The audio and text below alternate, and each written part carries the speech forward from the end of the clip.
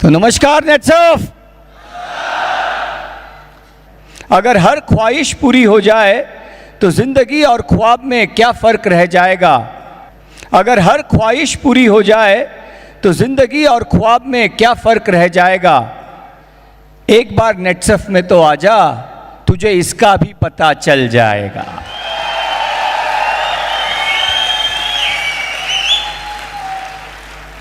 तू एक कदम बढ़ा, हम चार चार बढ़ाएंगे। तू एक कदम बढ़ा, हम चार चार बढ़ाएंगे। एक बार नेटसर्फ में तो आजा, तुझे उम्मीद से दुगना मिल जाएगा।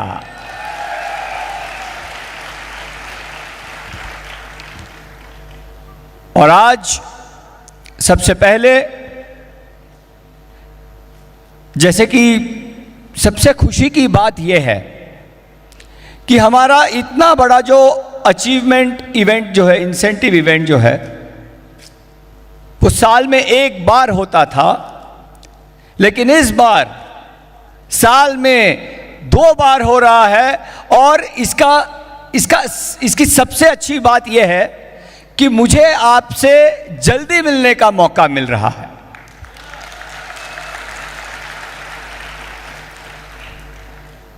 और इसी के साथ 4 वर्ष के बाद हमने फिर से जो इस साल का सेकेंड इंसेंटिव प्रोग्राम है, जैसे आप सभी को पता चल ही गया होगा कि हमने इंटरनेशनल इवेंट का इस बार आयोजन किया हुआ है। और उसमें भी मैं कहता हूं, नेटसर्फ और डिस्ट्रीब्यूटर का रिश्ता आशिक और प्रेमी की तरह है। हम दोनों में कंपटीशन लगी रहती है कि ज्यादा प्यार कौन करता है। आप आपका प्यार कंपनी पर दिखाते हो तो कंपनी भी कंपनी का प्यार आप पे दिखाती है। और यही हेल्दी कंपटीशन हमेशा जारी रहनी चाहिए।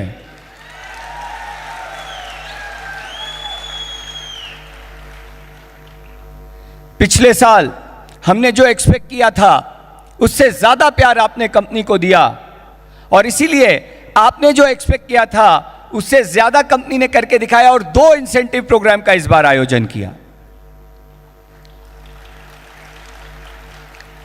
यही नहीं, जो सेकेंड इंसेंटिव प्रोग्राम है, क्योंकि कई हमारे परिवार के लोग इतना प्यार दिखाते हैं कि 6 महीने का टारगेट 3 महीने में पूरा कर देते हैं, तो उनके लिए कंपनी ने भी अपना प्यार दिखाया है और उनको एक नहीं बल्कि 2 इंटरनेशनल डेस्टिनेशंस पे ले जाएगा।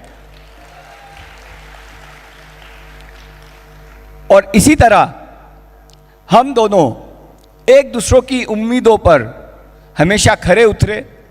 इसी तरह हम दोनों एक दूसरे के उम्मीद से ज्यादा एक दूसरे को देते रहे। यही मैं ईश्वर से कामना करता हूं और यही नेटसर्फ की सबसे बड़ी ताकत है।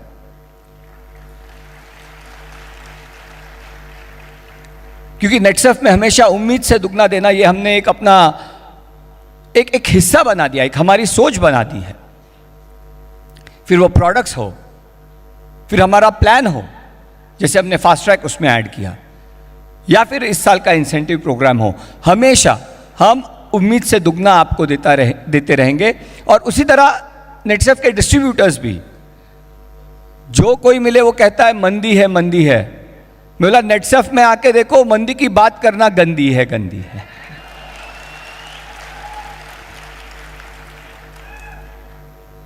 और यही नेटसर्फ की नींव है। आज मेरे आंखों में खुशी के आंसू आ गए।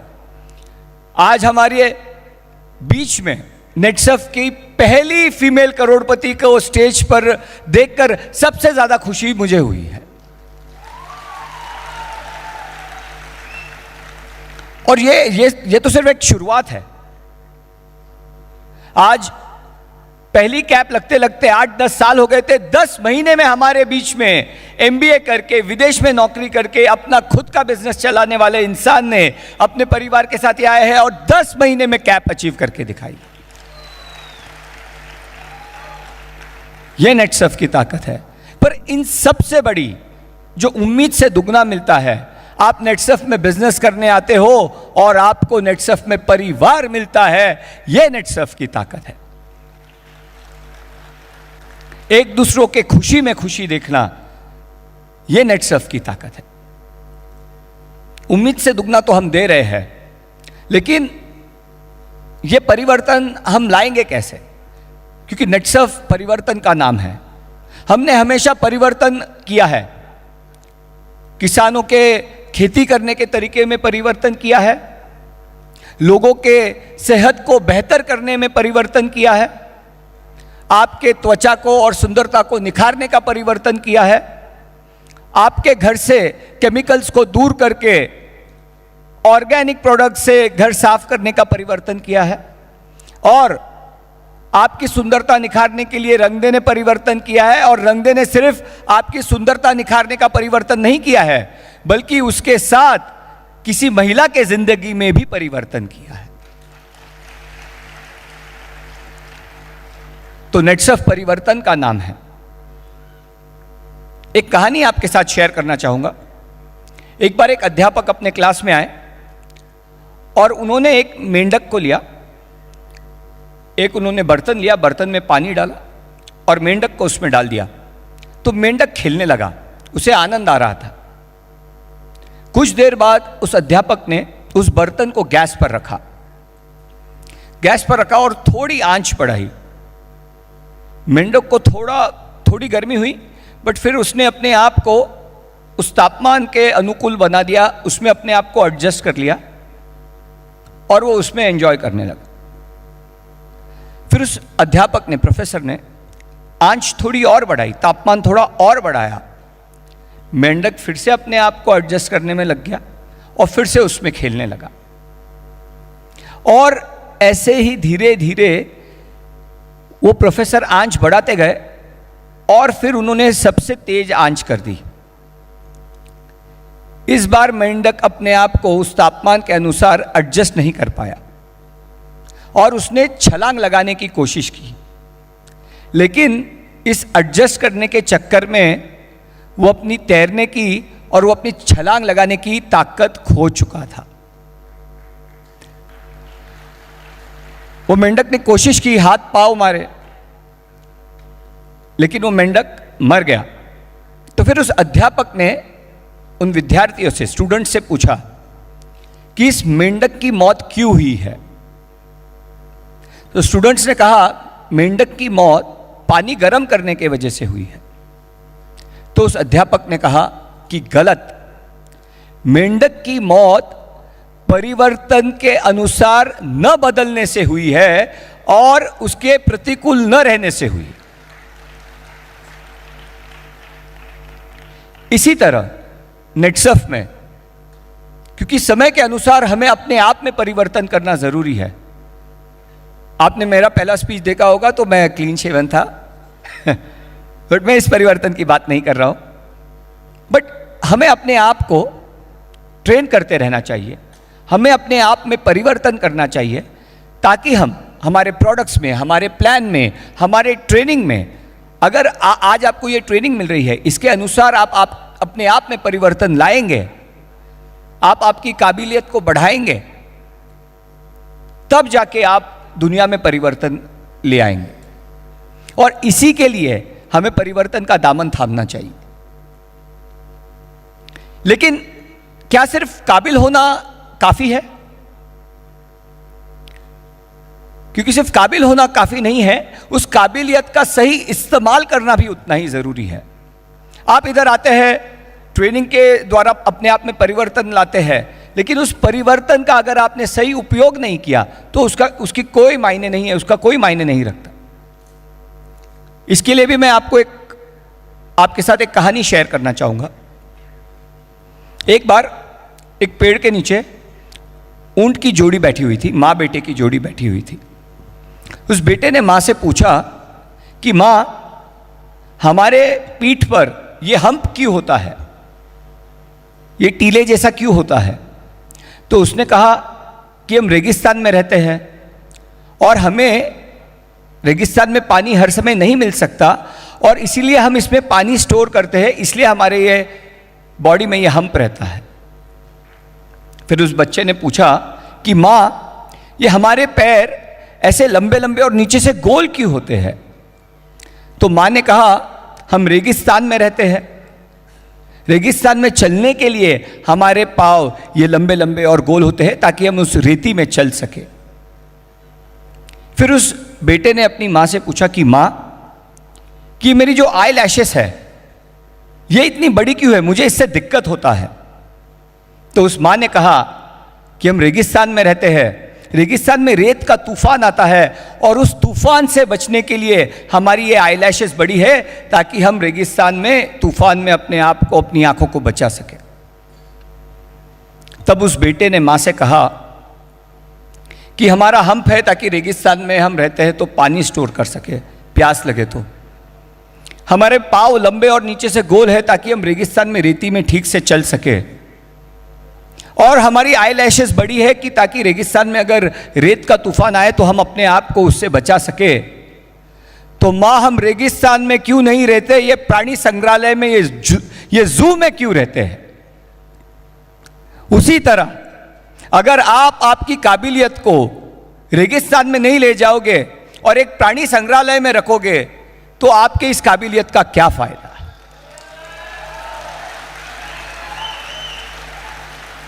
आपको आपके इस काबिलियत को अपने टीम के हर व्यक्ति तक ले जाना है और उस व्यक्ति को काबिलियत देने के बाद फील्ड पर ले जाना है, तभी आपके काबिलियत का कोई मायने रखता है। सिर्फ काबिल होना काफी नहीं, काबिलियत का सही इस्तेमाल करना, उसको सही दिशा में ले जाना, तभी उस काबिल होने में मतलब है। टीम के हर व्यक्ति तक हमें पहुंचना है और हमें उसमें परिवर्तन लाना है, क्योंकि हर व्यक्ति हमारे लिए महत्वपूर्ण है, हमारे लिए इंपॉर्टेंट है। हर व्यक्ति हमारे लिए मायने रखता है। इसके बारे में भी एक कहानी आपसे मैं शेयर करना चाहूंगा। एक पार्क था, उसमें छोटा तालाब था। एक महाशय उसमें हमेशा संडे को जॉगिंग करने जाते थे और वो जब भी संडे को जॉगिंग करने जाते थे तो देखते थे कि तालाब के पास एक महिला बैठी है, उसके पास एक छोटा पिंजरा था और वो हमेशा हर इतवार को उस महिला को उस तालाब के पास देखता था।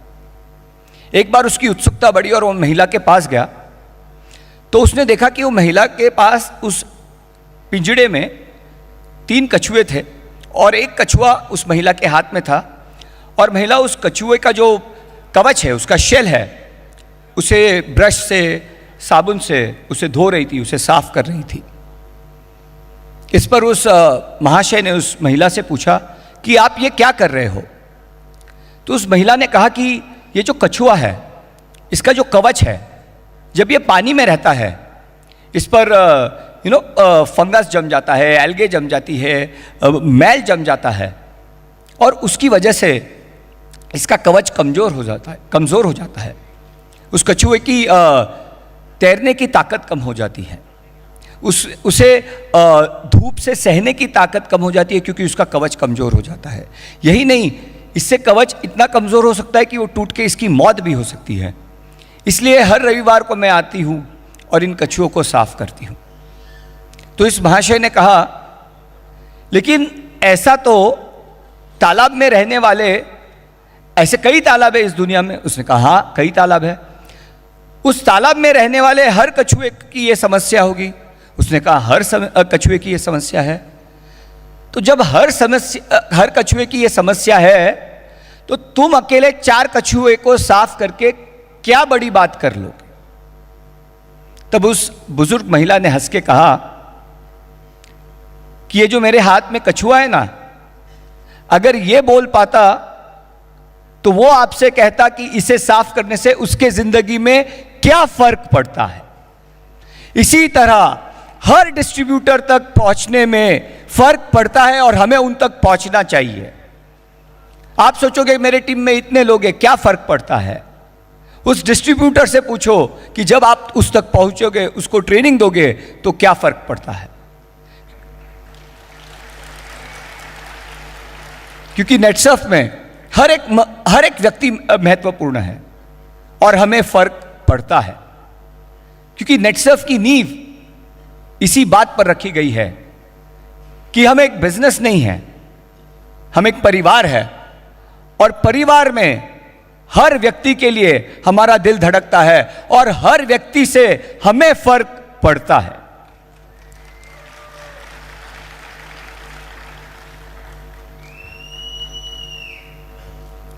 और इसीलिए मेरी आपसे गुजारिश है कि ये जो हमारी आशिकी है, अपने टीम में भी ऐसी ही आशिकी बनाए रखिए। अपने टीम में भी आप उम्मीद से दुगना अपने टीम वालों को दीजिए। मैं आपसे वादा करता हूं वो उम्मीद से दुगना आपको देंगे।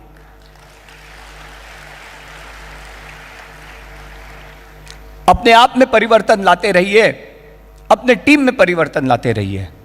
उस परिवर्तन के बाद जो काबिलियत है उसका सही इस्तेमाल कीजिए और सही जगह पर कीजिए। और सबसे आखिर में हर व्यक्ति की कदर कीजिए, क्योंकि हमें फर्क पड़ता है। इसी के साथ हमारा क्या टारगेट है केतन, प्रदीप, इंटरनेशनल का 4000। तो क्या मैं उम्मीद से दुगने की आशा कर सकता हूं आपसे? 4000 नहीं, 8000 लोगों को ले जाने का टारगेट रखते हैं हम, क्योंकि नेटसर्फ में हमेशा उम्मीद से दुगना होता है। अपने टीम के साथ आपके सपने पूरे हो और इस युद्ध के मैदान में आप हमेशा सफल हो, यही मेरी कामना है। और जाते जाते कुछ पंक्तियां आपको अर्ज करना चाहता हूं कि धनुष उठा प्रहार कर, तू सबसे पहला वार कर। धनुष उठा प्रहार कर, तू सबसे पहला वार कर। अग्नि सी धधक धधक, हिरन सी सजग सजग, सिंह सी दहाड़ कर, शंख सी पुकार कर। रुके न तू थके न तू, रुके न तू थके न तू, झुके न तू थमे न तू। रुके न तू थके न तू, झुके न तू थमे न तू। सदा चले थके न तू, रुके न तू, झुके न तू। जय हिंद, जय नेटसर्फ।